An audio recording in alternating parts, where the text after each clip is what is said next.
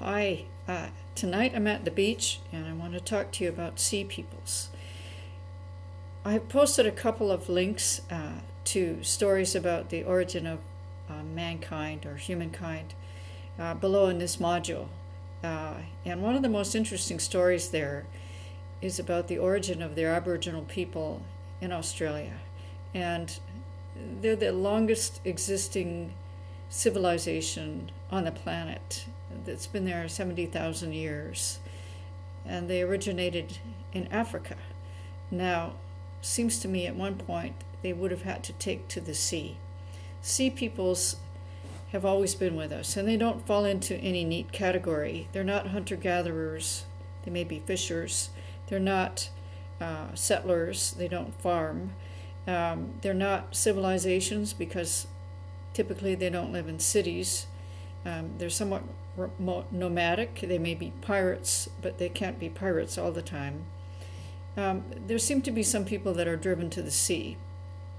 They figure in battles once in a while, and so we hear about them. For example, the great naval battle with Ramses III, where the sea people invaded Egypt and brought down the Hittite Empire, but we don't really know who they were.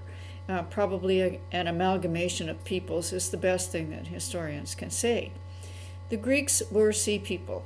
They were probably part of that amalgamation of people.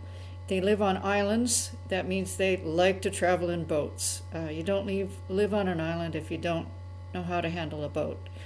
And so there's this part of Greek classical civilization I want to look at.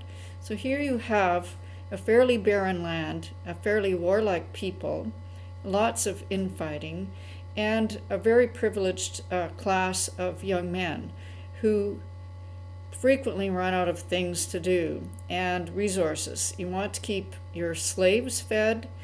In Sparta, for example, they greatly outnumbered the Spartans, and in Athens they took a great part of the community.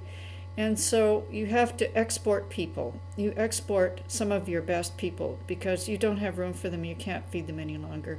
And this is what the Greeks did. They had their triremes, their famous boats with two sails. They would hold 200 people. 170 of them would be rowing.